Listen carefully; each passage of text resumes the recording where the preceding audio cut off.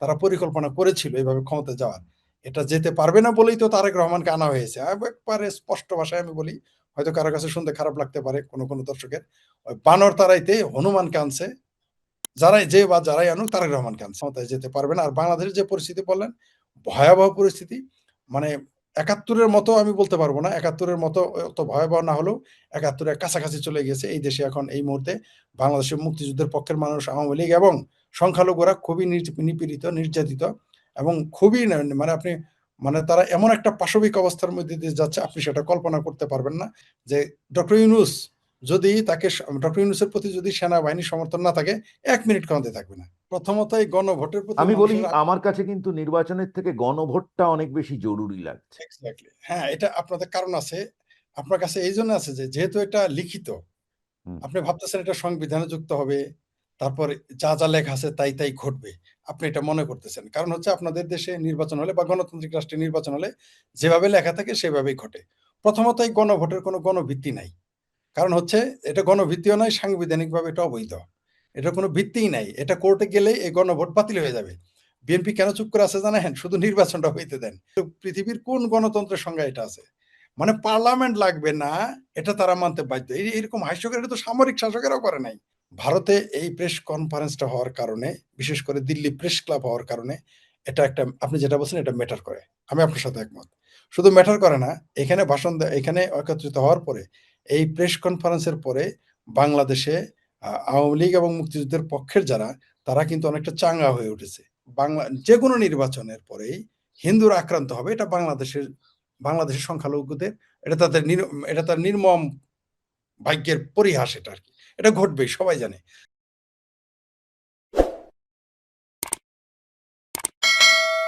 নমস্কার, আমি প্রতিম রঞ্জন বোস। আপনারা দেখছেন পডকাস্ট উইথ প্রতিম। আমার সঙ্গে আছে শেখ ফরিদ, অনেকবার এসছে আমাদের প্ল্যাটফর্মে।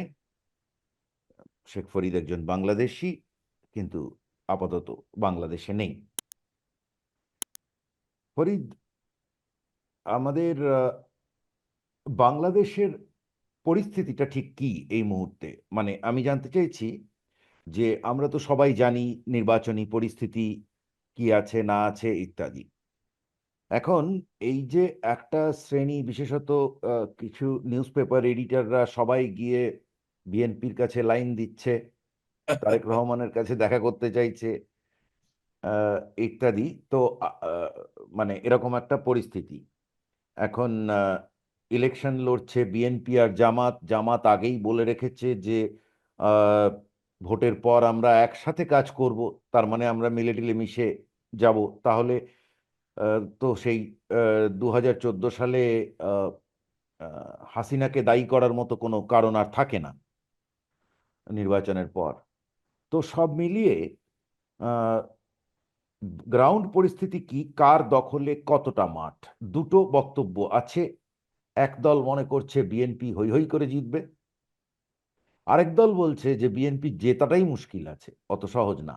কারণ জামাত দখল নিয়ে নিয়েছে প্রশাসনের। এবং যেমন আমরা দেখতে পেলাম যে পোস্টাল ব্যালট, যেটা এবার ইন্ট্রোডিউসড হয়েছে যাতে বিদেশ থেকে লোকে ভোট দিতে পারে, সেটা নিয়ে যথেষ্ট রকমের কন্ট্রোভার্সি হচ্ছে। বলুন ফরিদ। ধন্যবাদ আপনাকে, সেই সাথে আপনার দর্শকদের অনেক শুভেচ্ছা। আপনি যেটা বললেন, আসলে আমাদের দেশের যে পরিস্থিতি, মানে আপনারা যারা বাইরে আছেন বা খবর সংবাদ মাধ্যমে জানেন, আর আমাদের বাংলাদেশে যারা বসবাস করে তাদের সাথে চিন্তার ফারাক হয়ে যায়। মানে কারণ হচ্ছে এটাই স্বাভাবিক, কারণ আপনি তো মিডিয়া থেকে জানবেন, পত্রিকায় কি আসছে, এর বাইরে আপনার জানার উৎস কম। যদিও ২-৪ জন আপনার দেশে থাকে, তাহলে তাদের কাছ থেকে জানতে পারবেন। আপনি যেটা শুরুতে বললেন যে বিএনপি একদিকে মনে করছে তারা ক্ষমতায় চলে যাচ্ছে, আবার কেউ মনে করছেন না, কঠিন হয়ে যাবে জামাতের কারণে, এবং প্রশাসনের লোক আছে, যেটা কোনো সন্দেহ নাই, প্রশাসনের জামাতের লোক আছে, কোনো সন্দেহ নেই। কিন্তু বাংলাদেশে জামাতকে দেশের ক্ষমতা দখল করতে গেলে গৃহযুদ্ধ লেগে যাবে। মানে একদিকে আওয়ামী লীগ তো এখন মাঠে নেই, জামাত যদি মনে করে যে এই সুযোগ আমরা, মানে জামাতেরা যদি তারা মনে করে যে সিল ছাপ্পর দিয়ে জোর জবরদস্তি করে, যেহেতু তারা এখন ডিসি তাদের, টিওনো তাদের বা ইউনো তাদের, পুলিশ অফিসার তাদের, ক্ষমতা নিয়ে নিবে। এটা আসলে অত সহজ হবে না। কারণ আপনার হলো এই দেশে আমরা যে যাই বলি না কেন, যে যত গল্পই করুক, ওই যে কেউ বলে আওয়ামী লীগ ১০ বছরে আসবে না, কেউ বলে ৫০ বছরে আসবে না। এগুলো বাদ কি বাদ, কথার কথা। তেমনি বিএনপি সম্পর্কেও আমরা শুনতাম। বলতো যারা আওয়ামী লীগ করতো, "না বিএনপি আর কোনোদিন বাংলাদেশে অস্তিত্বই থাকবে না।" কিন্তু আমরা এখন কি দেখলাম? যে বিএনপি এখন সামনের কাতারে, আওয়ামী লীগকে খুঁজে পাওয়া যাচ্ছে না। ঠিক। এটা বাংলাদেশের রাজনৈতিক চরিত্র। এটা আপনাদের ভারতের যে গণতান্ত্রিক ওইখানে গণতান্ত্রিক ব্যবস্থা সেখানে প্রাতিষ্ঠানিক রূপ লাভ করেছে। ভারতের সাথে আমাদের তুলনা করলে সেটা হবে না। বা সেটা আপনারা যদি মনে করেন সে বাংলাদেশ তো ডেমোক্রেটিক কান্ট্রি, তাহলে এইভাবেই চলে। না, বাংলাদেশের প্রেক্ষাপট টোটালি ভিন্ন। আর আপনি যেটা বললেন, জামাত যদি কোনো কারণে এই চেষ্টা করে, যদি তারা চেষ্টা করে, চেষ্টা তো করছেই, যে সত্যি, সত্যি যদি তারা সেনাবাহিনীর ছত্রছায়ায় বা বিদেশি শক্তির ছত্রছায়ায় বা ইউনূসের ছত্রছায়ায় ধরে নিলাম তারা ক্ষমতা দখল করে নিল কোনোভাবে। তারা টিকতে পারবে না। কারণ বাংলাদেশের মানুষ যে যাই বলেন, মৌলবীদেরকে দাওয়াত খাওয়ায়, মৌলবীদের নিজে মোরগ না খেতে পারলেও বছরে একবার সে কিন্তু মৌলবীকে একটা মোরগ কিনে খাওয়ায়। কোনো সন্দেহ নেই। কিন্তু মৌলবীদের খাওয়ায় মানে মৌলবীদের ভোট দিবে না। বাংলাদেশে অনেক পীর আছে। চরমোনাই পীর যেখানে যায় আপনারা কল্পনাই করতে পারবেন না। আপনারা যেহেতু মানে শুধু আপনারা না, যারা পৃথিবীর অন্যান্য দেশে গণতান্ত্রিক রাষ্ট্র, যদি চরমোনাই পীরের জনসভা আপনি দেখেন, আপনি বিশ্বাসই করতে পারবেন না। জামাতও কোনোদিন এরকম জনসভা করতে পারে না। মানে যেখানে খালেদা জিয়া, শেখ হাসিনার যেরকম লোকজন সমাগম হয়, মনে করেন আপনার এলাকায় যাবে চরমোনাই ওই লোকই হবে। কিন্তু আসলে কিন্তু ওই পর্যন্তই। তাদের ওই লোকগুলো সারা দেশে ঘুরে ফিরে ওইখানেই যায়। মনে করেন তারা আজকে জামালপুর মিটিং করবে, পরশুদিন বা ৭ দিন পরে সিরাজগঞ্জ মিটিং করবে, বা আরো ১০ দিন পরে রাজশাহীতে মিটিং করবে। ওই লোকগুলোই যাবে, ঘুরে ফিরে ওই লোকগুলোই। কিন্তু আপনি দেখবেন যে একেবারে পুরো ময়দান, পুরো ব্রিগেড ভর্তি মনে করেন আরকি। কোথায় কানায়, কানায় পূর্ণ। আসলে এগুলো ভোটার ওই কয়জনই তার সারা দেশে। তো জামাতেরও দশা তাই। মনে হচ্ছে জামাত ব্যাংক দখল করেছে, জামাত এটা করেছে, ওটা করেছে। এমনকি বিএনপির মধ্যেও কিছু মানুষ যারা দুর্বল চিত্ত, দোটানা কিছুটা জামাত মাইন্ড সেটা, তারাও ভাবতেছে জামাত ক্ষমতায় চলে আসবে। কিন্তু বাংলাদেশের মাটি, বাংলাদেশের জমিন, বাংলাদেশের আকাশ, বাংলাদেশের বাতাস জামাতের জন্যে মানে তাকে স্বাগত জানাবে না। তার জন্য জামাতের জন্য অত ভালো না। কারণ তারা যে ৭১ তাদের যে কলঙ্ক, ৭১ তাদের যে পাষণ্ডতা, নির্যাতন, নিপীড়ন, বিদেশি শক্তি, বিদেশি প্রভুদের দালালি করা, এগুলো মানুষ জানে। এরা যতই গল্প করুক যে মুক্তিযুদ্ধের চেতনা মাঠে খাবে না, তো মুক্তিযুদ্ধের চেতনা মাঠে না খেলে জামাতে তো ভয় পায় কেন? জামাত ইলেকশন করে ইলেকশন করতে তো ভয় পায় কেন? ১৭ মাস হয়ে গেছে। তারা পরিকল্পনা করেছিল এভাবে ক্ষমতায় যাওয়ার। এটা যেতে পারবে না বলেই তো তারেক রহমানকে আনা হয়েছে। একবারে স্পষ্ট ভাষায় আমি বলি, হয়তো কারো কাছে শুনতে খারাপ লাগতে পারে কোনো দর্শকের। ওই বানর তাড়াইতে হনুমানকে আনছে। যারাই আনুক তারেক রহমানকে আনছে। কারণ জামাত হচ্ছে বানর সুলভ। তো এদের তাড়ানো তো আপনি পারবেন না। এরা তো খুব খচ্চর। এদের তো আপনি রক্ষা করতে, তাই হনুমান আনছে। হনুমান একটা দেখলেই ১,০০০ বানর পালিয়ে যায়। তো জামাতি যত বানর আছে তারেক রহমান আসার পরে তারা গর্তে লুকিয়ে গেছে। তারা হয়তো ভাবতেছে যে এরা ভিতরে কিন্তু এরা খুব ভীত সন্ত্রস্ত। যে তাদের বাড়া ভাতে ছাই পড়ে গেছে। আর জামাতকে বাংলাদেশের মানুষ গ্রহণ করবে না। কারণ তারা বাংলাদেশের শুধু স্বাধীনতা বিরোধী না। বাংলাদেশের শিল্প, সাহিত্য, সংস্কৃতি, সংগীত, শিল্পকলা, চারুকলা সবকিছুর বিরুদ্ধে। কারণ আপনি যতই মুসলিম মৌলবাদী দল দেখেন, আসলে তাদের রুটটা হচ্ছে, তাদের মূল শিকড়টা হচ্ছে জামাত। তো এই জামাতকে এই দেশের মানুষ গ্রহণ করেনি, করবেও না। হয়তো নির্বাচন হলেও নির্বাচন হলেও দেখবেন যে জামাত ক্ষমতায় যেতে পারবে না। কারণ ৩০০ যে আসন, ধরে নেন আমার ময়মনসিংহের ব্যাপারে আমি আপনাকে গ্যারান্টি দিতে পারি। বৃহত্তর ময়মনসিংহ ডিস্ট্রিক্টে ইনক্লুডিং টাঙ্গাইল, সেখানে ৩৮টা সংসদীয় আসন রয়েছে। আপনি নিশ্চিত থাকেন তারা জোর করেও সেখানে ভোট নিতে পারবে না। কারণ জোর করে ভোট নিতেও আপনাকে সাংগঠনিক সক্ষমতা লাগবে। এটা ঢাকা বিশ্ববিদ্যালয় না যে আপনি তুরস্কের টাকা পেলেন, পাকিস্তানের আইএসআই বুদ্ধি দিল, আইএসআই এম্বাসি থেকে বলল যে এই করো, এই করো, আর ২০ কোটি টাকা মসজিদে দিয়ে দিল ঢাকা বিশ্ববিদ্যালয়ের, আর আপনি ক্ষমতায় চলে গেলেন। ওইটা চাইতে পেরেছে কারণ হচ্ছে বিএনপি তখন মাঠে ছিল না। বিএনপি এখন মালকোচা দিয়ে নেংটি পরে একেবারে মাঠে নেমে গেছে। সুতরাং এখন জামাত চাইলেই ক্ষমতায় যেতে পারবে না। আর বাংলাদেশের যে পরিস্থিতি বললেন, ভয়াবহ পরিস্থিতি। মানে ৭১-এর মতো আমি বলতে পারব না। ৭১-এর মতো অত ভয়াবহ না হলেও ৭১-এর কাছাকাছি চলে গেছে। এই দেশে এখন এই মুহূর্তে বাংলাদেশের মুক্তিযুদ্ধের পক্ষের মানুষ, আওয়ামী লীগ এবং সংখ্যালঘুরা খুবই নিপীড়িত, নির্যাতিত এবং খুবই মানে আপনি মানে তারা এমন একটা পাশবিক অবস্থার মধ্যে দিয়ে যাচ্ছে, আপনি সেটা কল্পনা করতে পারবেন না। কারণ আপনি একটি গণতান্ত্রিক রাষ্ট্রে বাস করেন, যেখানে গণতন্ত্র এবং সংবিধান সেগুলো প্রাতিষ্ঠানিক রূপ আছে। আপনি বাংলাদেশের কথা কল্পনাই করতে পারবেন না। এখানে যারা মুক্তিযুদ্ধের পক্ষের এবং আওয়ামী লীগের লোক, তারা ঘরে থাকতে পারে না। এমনকি তাদের জেলেও যাইতে পারে না, আদালতেও যেতে পারে না। এইরকম ভয়াবহ অবস্থা, তাদের লুকিয়ে থাকতে হয়। তো এটা বেশি দিন থাকবে না। হয়তো ১২ তারিখের পরে বাংলাদেশের চিত্র টোটালি পাল্টে যাবে।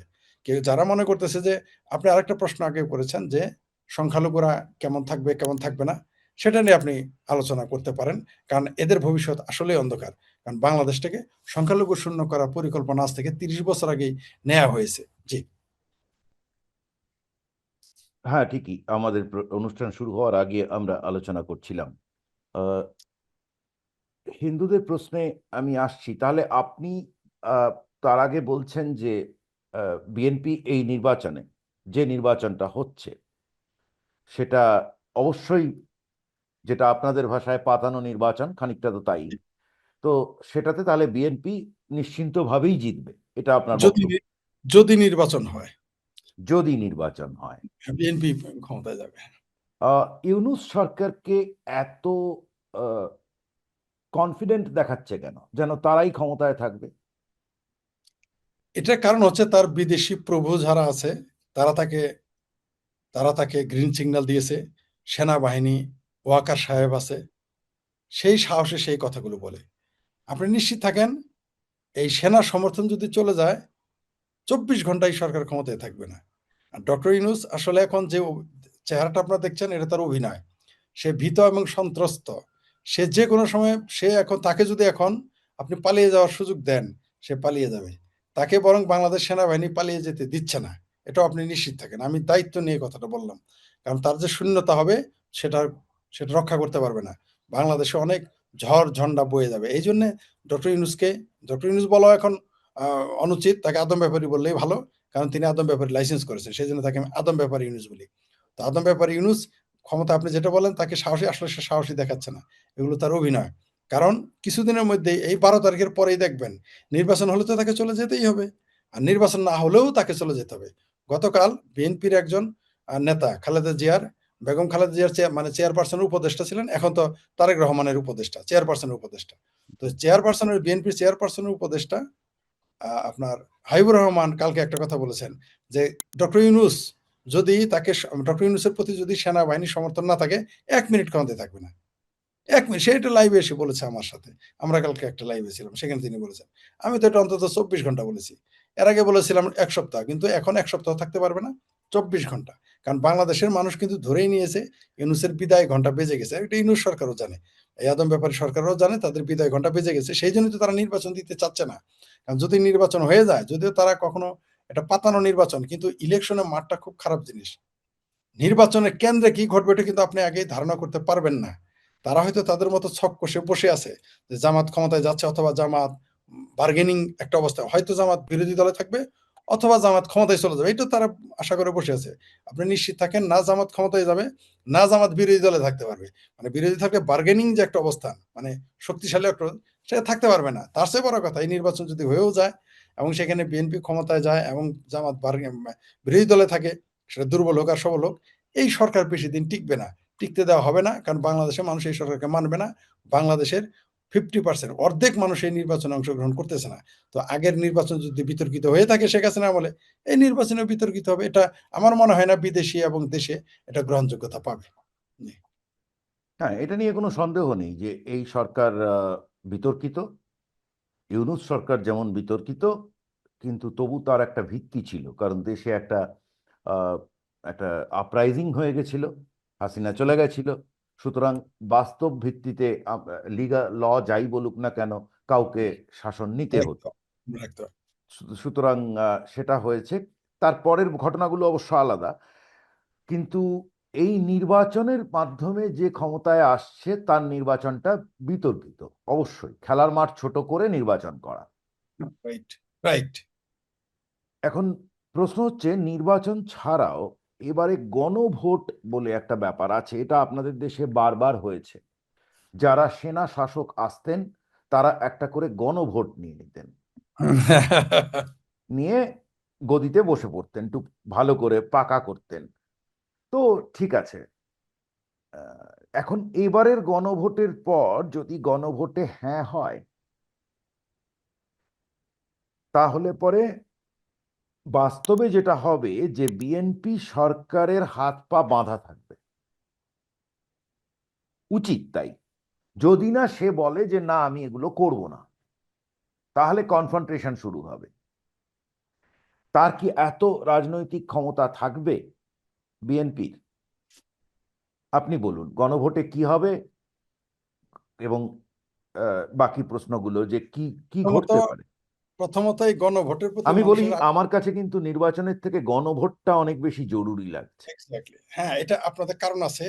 আপনার কাছে এই জন্য আছে যে যেহেতু এটা লিখিত, হুম। আপনি ভাবতেছেন এটা সংবিধানে যুক্ত হবে, তারপর যা যা লেখা আছে তাই তাই ঘটবে।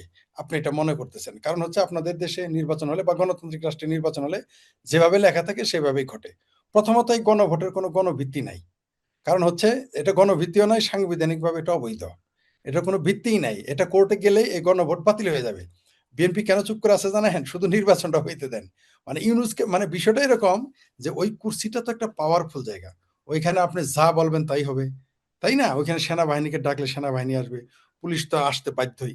তো এইজন্য তারা চুপ করে আছে। নির্বাচনটা হওয়ার পরে এই গণভোট যে কোথায় যাবে? ধরে নেন গণভোটে হ্যাঁ, জয়যুক্ত হলো। পৃথিবীর কোন আইন আছে যে সাংসদেরা যদি কোনো কথা নাও বলে, সংসদে সেটা নাও আসে, অটোমেটিক্যালি সেটা আইনে পরিণত হবে। এরকম কাজী কাজীর আইন। জি, এরকম হাস্যকর যুক্তি এটা কি টিকবে? বাংলাদেশে তো একটা আদালত আছে, কোর্ট আছে, সুপ্রিম কোর্ট আছে। সেখানে গেলে এগুলো কিছু টিকবে? কিছুই টিকবে না। একটা কিছুই থাকবে না। সুতরাং দেখবেন যে গণভোটের যদি ওরা তো সিল মেরে গণভোটকে জয়ী করার চেষ্টা করবে। কোনো সন্দেহ নাই। ডক্টর ইউনূস নিজে নেমে গেছে। আপনি দেখেন আরো হাস্যকর দেখেন। আপনি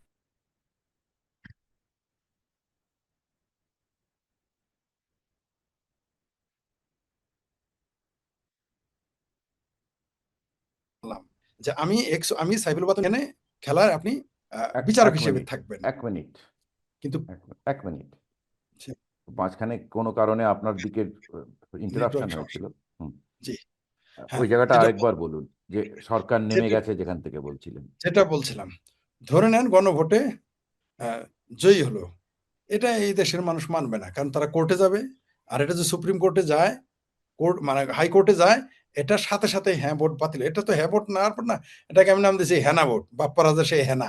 এটা হেনা ভোট। এটার কোনো ভ্যালু নাই। বাংলাদেশের মানুষ এটা বুঝেও না ওখানে কি লেখা আছে। হুম। আর দেখেন যারা ভোটার তারা কিন্তু আমি হলেও কমপক্ষে বুঝতাম না। হ্যাঁ, না, আমি না আমি গণভোটের যে ফরম্যাটটা রয়েছে সাধারণত কি হয়েছে এর আগে, জি, যে আপনি কি এই সরকারকে সমর্থন চান করেন। বাঁচান, চান হ্যাঁ, বাঁচান। হ্যাঁ, হ্যাঁ। এবারে সোজা হিসেব। পৃথিবীতে তো কখনো হয়নি যে ধরুন আপনি আইন করবেন, তাহলে আইন করবেন, সেটা তো আইন সভা আছে, মানে পার্লামেন্ট। এটা ভোটে আইনসভা হয় না। আপনি কয়েকটা লোক বসে বসে ঠিক করে নিয়েছে আইন কি হবে হ্যাঁ, বলে, সেটাকে গণভোট করিয়ে দেবে। হুম। সাধারণ লোকে আইন কি বোঝে? কিছু বোঝে না, কোনো দেশেই বোঝে না। কোন দেশেই শুধু বাংলাদেশ না, কোন দেশেই বোঝে না। হ্যাঁ। তো এবার সে তারা হ্যাঁ বা না বলে দিয়ে দিল, তার ভিত্তিতে একটা পার্লামেন্ট সেটাকে গিয়ে বলবে, আর হ্যাঁ পাস, যদি পার্লামেন্ট পাস না করে তাহলে অটোমেটিক্যালি সেটা ঢুকে পড়বে। হ্যাঁ। তো তাহলে পার্লামেন্ট রাখার কি দরকার? কোন দরকার নেই। নির্বাচনের কি দরকার? হ্যাঁ, নির্বাচনের নির্বাচনের কি এগুলো দরকার? হাস্যকর। নি- আপনিই বলেন, আপনারা যারা গণতন্ত্র বুঝেন বা গণতন্ত্রের দেশে থাকেন, তারা তো এগুলো পাগল হয়ে প্রলাপ আর উন্মাদ হয়ে যাচ্ছে। যেটা পৃথিবীর কোন গণতন্ত্রের সংজ্ঞা এটা আছে? মানে পার্লামেন্ট লাগবে না, এটা তারা মানতে বাধ্য। এরকম হাস্যকর, এটা তো সামরিক শাসকেরাও করে নাই। মানে সামরিক শাসকেরাও বদ্ধ উন্মাদ জানি। তারাও এই কাজ করে না। তারা এসে বলে আমারে মানেন কি মানেন না? বিসমিল্লাহির রহমানির রাহিম। আমি ক্ষমতায় আসছি। আপনারা আমারে মানলেন কি মানলেন না? বিষয়টা এরকম। কিন্তু হ্যাঁ, হ্যাঁ, এক লাইন থাকে। আর এইখানে কি সহজ, হচ্ছে? সহজ। আপনি গণভোট নিশ্চয়ই দেখেছেন কখনো। অবশ্যই, অবশ্যই। কি লেখা থাকতো তাতে? হ্যাঁ বা না থাকে একটা বিষয় থাকে এবং সেটা অত্যন্ত আর একটা জিনিস বলি, যে কথাগুলো লেখা আছে ৩০% ভোটার তো এটা পড়তেই পারে না। তারা তো জানেই না। তাহলে যে লোকটা অশিক্ষিত, পড়তে পারে না, সেই লোকটা ওইখানে কিভাবে হ্যাঁ না করবে? কিভাবে আমাকে বুঝায় বলেন? কিন্তু এই যে এই বিষয়টা কেমন, যে একটা সরকার এবং তারা বলছে, তারাই তো প্রায় নেমে গেছে মাঠে হুম। গণভোটের প্রায় জন্য। না, তারা পূর্ণ নেমে গেছে। ওই সেটাই বলতেছিলাম। যে আপনাকে আমি জাজ বানালাম। আমি আর সাইফুল বাতুন টিটু ফুটবল খেলতেছি। অথবা আমি আর ইন্দ্রা গোল্লা শুট খেলতেছি। আপনি দাঁড়িয়াবান্ধা খেলতেছি, আপনারে রাখলাম জাজ। যে আপনি রেফারি বা আপনি আম্পায়ার জাতীয় কিছু। আর কিন্তু আপনি তখন একটা পক্ষ নিয়ে নিলেন। তাহলে বিষয়টা কি দাঁড়াইলো? আপনি তো আম্পায়ার না, আপনি তো খেলতেছেন। তো ডক্টর ইউনূস তো কোনোভাবেই না, মানে এরা তো অবৈধ। তারপরেও যদি এদের আপনি বৈধ ধরেন, তারপরেও তো তারা নির্বাচনে কারো পক্ষ নিতে পারে না। সে বলতে পারে নির্বাচন হচ্ছে, আপনারা অংশগ্রহণ করুন। কোথায় অংশগ্রহণ করবেন সেটা আপনাদের ব্যাপার। সে এটা বলতে পারে না। কারণ তার তো কাজ না। এখন সে সরাসরি বলতেছে হ্যাঁ এর পক্ষে ভোট দেন।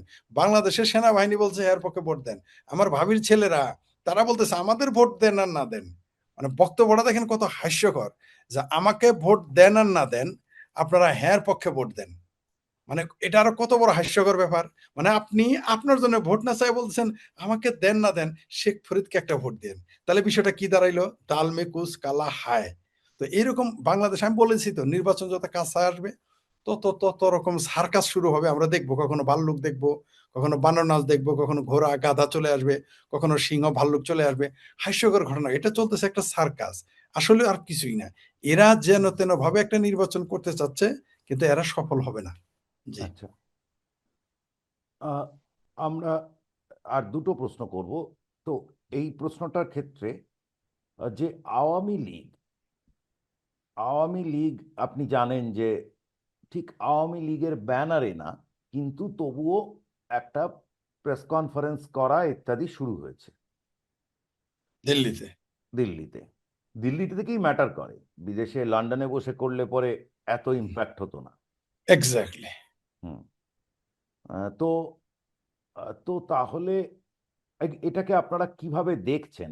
মানে আমি এভাবে জানতে চাইছি যে একজন বাংলাদেশি সে আওয়ামী লীগের, দেখুন আওয়ামী লীগের দুর্বলতা তো আছে অনেক রকমের। যথেষ্ট যথেষ্ট আছে। হ্যাঁ। তো তো যেমন একজনকে নিয়ে প্রেস কনফারেন্স করেছে, তার সেই মন্ত্রী সম্পর্কে যথেষ্ট লোকে নেতিবাচক ধারণা আছে। নেতিবাচক মতামত দিয়েছে। আওয়ামী লীগের কর্মীরাই সমালোচনা করেছে। জি। হ্যাঁ। তো আপনি এই এই ডেভেলপমেন্টটাকে কিভাবে দেখছেন?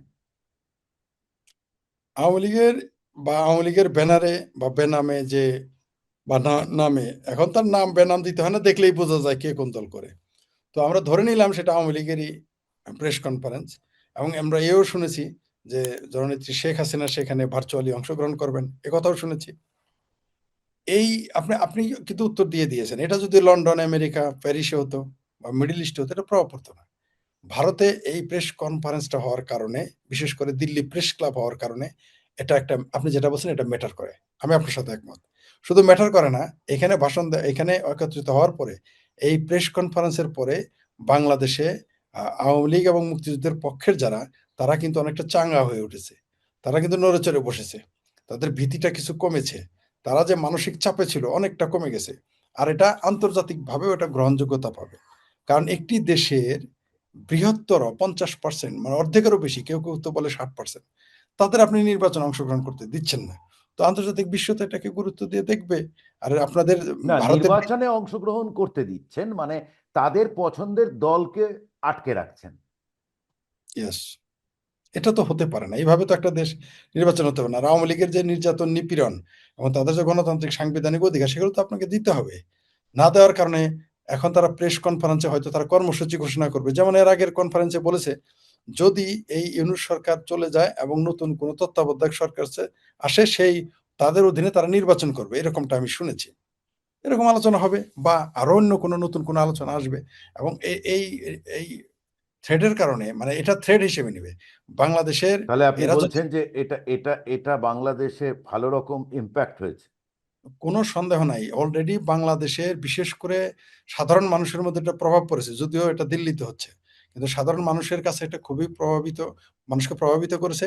আর বিশেষ করে যারা নির্যাতিত, নিপীড়িত আওয়ামী লীগের কর্মী যারা তৃণমূলের, তারা শক্ত হয়ে গেছে, তারা নাড়াচাড়া করে, মানে সোজা ভাষায় বলি, তারা তারা সাহস ফিরে পেয়েছে, এবং এটা খুবই কাজে দিবে। আর শেখ হাসিনা যদি সেখানে ভার্চুয়ালি সত্যি অংশগ্রহণ করেন, তাহলে আরো ইম্প্যাক্ট করবে।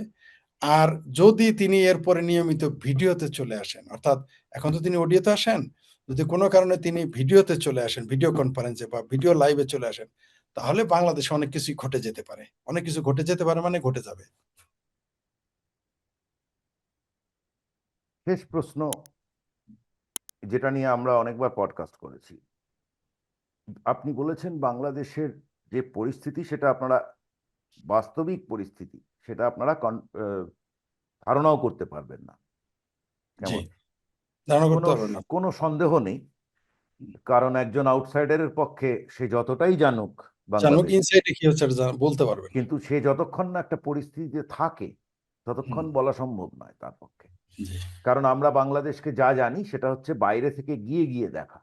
জি, কেমন ঘরের ভেতরে কি হয় বাংলাদেশের, মানুষ কিভাবে আচরণ করে তাদের নিজেদের ভেতর, সবকিছু আমরা জানবো না। রাইট। এখন বাংলাদেশে আমরা আগেও আলোচনা করেছি যে বাংলাদেশে হিন্দুর ওপর অত্যাচারটা মোটামুটি একটা রাজনৈতিক সত্যি।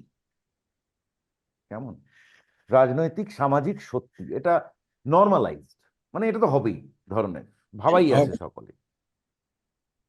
সরকার এতটাই নির্লজ্জ যে তারা বলে, এই যদি আপনি দেখে থাকেন কালকের বণিক বার্তায় বেরিয়েছে 645টা ইনসিডেন্টের কথা বলা হয়েছে, তার মধ্যে ধর্ষণ, জমি বিবাদ, এগুলোকে সাম্প্রদায়িক বলা হয়নি। বাংলাদেশ থেকে হিন্দুদের তাড়ানো হয় কেন? একটা বড় কারণই তো জমি। আর ধর্ষণ সাম্প্রদায়িক হতে পারে না?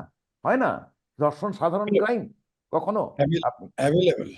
হ্যাঁ, সব থেকে বড় অস্ত্র ব্যবহার করা হয়, আপনিই বলেছেন। যাই হোক, এখন এই হচ্ছে পরিস্থিতি যেখানে সরকার আড়াল করে। আহ, এবং অন্য অন্য ধরনের রিসার্চ যেগুলো হয়েছে তাতে বলা হচ্ছে যে অলরেডি প্রচন্ড, গত 7 মাসে প্রত্যেক দুদিনে একজন করে হিন্দু মারা গেছে। এখন ভোটের এই আবহ, আমরা জানি চিরকাল ভোটের আগে পরে, বিশেষত পরে হিন্দু মারা হয় বাংলাদেশে, কচুরি গাছ কাটা, কচুরি পানা কাটার মতো। তো এবারে কি হবে আপনার মনে হয়? ধন্যবাদ আপনাকে আবারও। খুবই গুরুত্বপূর্ণ একটি প্রশ্ন করেছেন, যেটা বাংলাদেশের রাজনীতি, বাংলাদেশের সংখ্যালঘু এবং ভারতের সাথে কোনো না কোনোভাবে ভারতের নাম চলে আসে। আপনাকে একটা কথা বলি, একটু আগেই আমি একটা টিভিতে এই বিষয়ে সাক্ষাৎকার দিয়েছি। সেখানে আমি স্পষ্টভাবে বলেছি, আপনাকেও বলি, আপনার চ্যানেলেও আগেও বলেছি, এমন না যে এটা আমি নতুন বলতেছি, আপনার চ্যানেলেও বলেছি, সংখ্যালঘু হয়ে বাংলাদেশে জন্ম নেওয়া একটা অভিশাপ। এটা আমি বলেছি এবং আমার আমার ওয়েবসাইটে আপনি আমি লিখেছি, বলেছেন, বারবার বলেছেন। বারবার বলেছি এবং বলছি এবং বলবো, এবং এটা সত্য। কেউ কিন্তু বলে নাই আমার এই কথা, কেউ প্রতিবাদ করে নাই, কেউ বলে নাই যে আমার এই কথাটা মিথ্যা। কারণ এই কথা বলার হিম্মত কারো নাই। কারণ আমি বাংলাদেশে বাস করি। আমি কারো গবেষণা থেকেও বলিনি, কারো কাছে শুনে বলিনি। আমি দেখে, বুঝে, জেনে, বাস্তব অভিজ্ঞতা নিয়ে গবেষণা করে তারপরে বলেছি। বরং আমার কাছ থেকে রেফারেন্স তাদের নিতে হবে, কারো কাছ থেকে আমাকে রেফারেন্স নিতে হবে না। তো আমি যেটা আপনাকে বলি, নির্বাচনের পরে, যে কোনো নির্বাচনের পরেই হিন্দুরা আক্রান্ত হবে, এটা বাংলাদেশের সংখ্যালঘুদের, এটা তাদের এটা তার নির্মম ভাগ্যের পরিহাস, এটা আর কি। এটা ঘটবেই, সবাই জানে। যেমন ধরেন, শরৎকালে আমরা কিন্তু কখন বুঝি যে দুর্গাপূজা উৎসব বা শরৎ আসতেছে? যখন দেখি মূর্তি ভাঙা শুরু, পত্রিকায় দেখি, তখন বুঝতে পারি যে দুর্গাপূজা চলে আসছে। যেমন ঈদের চাঁদ চাঁদ দেখে বোঝে না যে ঈদের চাঁদ উঠেছে, তেমনি আমরা মূর্তি ভাঙা দেখলে বুঝি দুর্গাপূজার সময়, শারদীয় পূজার সময় এসে গেছে। এটা তো কন্টিনিউ চলে আসছে। আর আপনি যেটা বললেন যে এদেরকে তো অনেকে ওই যে বললেন যে ধর্ষণ, খুন, জমি দখল, এগুলোকে তারা সাম্প্রদায়িক মানতে রাজি না। কোনটা বাংলাদেশের সরকার, কোন সরকার, কোন আমলে বাংলাদেশের সাম্প্রদায়িক সমস্যা স্বীকার করেছে আমাকে বলেন? কেউ স্বীকার করেনি। তো ইউনূস সরকার কেন স্বীকার? এ তো আরো স্বীকার করবে না। এ তো জামাতের সরকার, এ তো পাকিস্তানের সরকার। এই মুহূর্তে বাংলাদেশটা হচ্ছে পাকিস্তানের আইএসআই এর ঘাঁটি। এই মুহূর্তে বাংলাদেশটা হচ্ছে দ্বিতীয় পাকিস্তান। এই মুহূর্তে বাংলাদেশটা হচ্ছে একটি দ্বিতীয় দ্বিতীয় কাবুল বা দ্বিতীয় সিরিয়া। তো আপনি এইখানে হিন্দুদের তাড়িয়ে দিবে, এটা তো নতুন কিছু না। এমনিতে হচ্ছে, অর্থাৎ যখন মৌলবাদী শক্তি এত শক্তিমান ছিল না, তখনই ঘটতো সংখ্যালঘুদের নির্বাচনের পরেই। মানে বিষয়টা এরকম, আমাদের একটা, আপনি জানেন না, আমাদের বিখ্যাত উপস্থাপক রয়েছেন হানিফ সংকেত। তার একটা তার একটা পর্ব ছিল, সেখানে বলতো যে কি গাড়ি ভাঙে, মানে ভাঙ গাড়ি, কেন ভাঙলি গাড়ি? আমার ঘুম আসে না, ভাঙ গাড়ি। কেন তুই গাড়ি ভাঙলি? আমার খিদা লাগছে, খাদ্য নাই, ভাঙ গাড়ি। কেউ বলতেছে আমার ক্ষুধা লাগে না, তার জন্য কি ভাঙ গাড়ি। মানে যখন কোনো রাগ উঠছে, আকাশে মেঘ কেন? ভাঙ গাড়ি। আকাশে বৃষ্টি কেন? ভাঙ গাড়ি। মানে তোর কষ্ট কেন? ভাঙ গাড়ি। প্রেমে ব্যর্থ? ভাঙ গাড়ি। বউয়ের সাথে ঝগড়া? ভাঙ গাড়ি। মানে গাড়ি ভাঙতেই হবে। তো বাংলাদেশের আওয়ামী লীগ বলেন, বিএনপি বলেন, সংখ্যালঘুদের পরিণতিটা, যার জামাত বলেন, সংখ্যালঘুদের কপালটাই হচ্ছে দেশে যাই ঘটুক, অর্থাৎ আওয়ামী লীগ, এই সংখ্যালঘুরা হচ্ছে তরমুজ। কখনো এই তরমুজের উপরে চাকু ফেলানো হয়, কখনো তরমুজকে চাকুর উপরে ফেলানো হয়। এটা বারবার ঘটানো হচ্ছে। মানে তরমুজ যেইসা, এদেরকে আপনি এইভাবেই দেখতে থাকবেন এবং সামনেও চলবে। কেউ কেউ হয়তো বলতে পারে যে নির্বাচনের পরে সংখ্যালঘুদের কিছু হবে না। আরে ভাই, হওয়া বাত্রা আছে কি? আমাকে বুঝায় বলেন, কি বাদ আছে? আপনি হবে না মানে কি বাদ আছে? এ তো চলমান, এটা তো কন্টিনিউয়াস প্রসেস একটা। বাংলাদেশকে সংখ্যালঘু শূন্য করার একটা প্রসেস, প্রতি 5 বছর পর পর একটা স্কোপ আসে। প্রতি ৫ বছর পর আপনি সংখ্যালঘু না হলে বাংলাদেশে বুঝতেই পারবেন না যে নির্বাচনটা তাদের জন্য কত ভীতিকর। মানে যার এখন বলবেন যে যার জমি আছে তার জমি নিবে, যার সন্তান আছে, সুন্দর মেয়ে আছে তার সমস্যা। জি না, প্রত্যেকটা সংখ্যালঘুর জন্য এটা আতঙ্কের রাত। নির্বাচন মানেই তাদের আতঙ্ক যে কোন উছিলায় তাকে ধরবে, কোন উছিলায় তাকে পেটাবে। এমনকি সে যদি নিরীহ দরিদ্রও হয়, অসুন্দর নারী হয় তাতেও সমস্যা নাই। কারণ টাকা কালো হোক, ধলা হোক সব তো সমান সবার কাছে। আর সংখ্যালঘু নির্যাতন করতে পারলে তারা পুলকিত হয়। আপনি বাংলাদেশের মুসলমানদের সাইকোলজি বুঝতে পারবেন না। কেন বুঝতে পারবেন না? কারণ আপনি মুসলিম পরিবারে জন্ম নেন নাই। যেমন আমি হিন্দু ধর্ম সম্পর্কে কম পড়ি না। আমি বেদ, উপনিষদ, পুরাণ, মহাভারত এগুলো সব পড়ি। কিন্তু তার মানে কি আমি আপনার মতো সাইকোলজিটা বুঝতে পারবো? আপনার যে সাইকোলজি আমি বুঝতে পারবো না। আমি ধরে নিলাম আমি আপনার চেয়ে বেদ বেশি পড়েছি। So what? ধরে নেন আপনি আমার চেয়ে কোরআন বেশি পড়েছেন। So what? আপনি আমার সাইকোলজি কোনোদিনই বুঝতে পারবেন না। যেমন আমি যতবার বেদ পড়ি বা মহাভারত পড়ি, আপনার সাইকোলজি আমি বুঝতে পারবো না। তেমনি বাংলাদেশের মানুষের যে সাইকোলজি কত ভয়ঙ্কর সেটা আপনি বা আপনারা বা পৃথিবী কখনোই কল্পনা করতে পারে না। বিশ্বাসও করাইতে পারবো না আপনাদের আমরা। যতক্ষণ না বাংলাদেশ সংখ্যালঘু শূন্য হয়ে যাবে। যেমন আপনাকে যদি ১৯৭১ সালে যদি কেউ বলতো, ১৯০০ মানে আমি আফগানিস্তানে যাচ্ছি ফিরে। আফগানিস্তানে যখন ৭১-৭২ সালে যদি বোঝে যে ২০০০ সালে এইখানে নারীরা থাকতে পারবে না, শিক্ষক থাকতে পারবে না, আপনি বিশ্বাস করাইতে কি পারতেন? ভয়ঙ্কর কাণ্ড যে যখন ভূমিকম্প হলো কিছুদিন আগেই, জি, তো তখন উদ্ধার করা যাচ্ছে না মেয়েদের।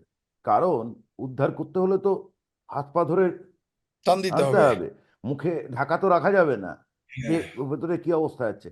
এই কারণে মারা গেছে প্রচুর।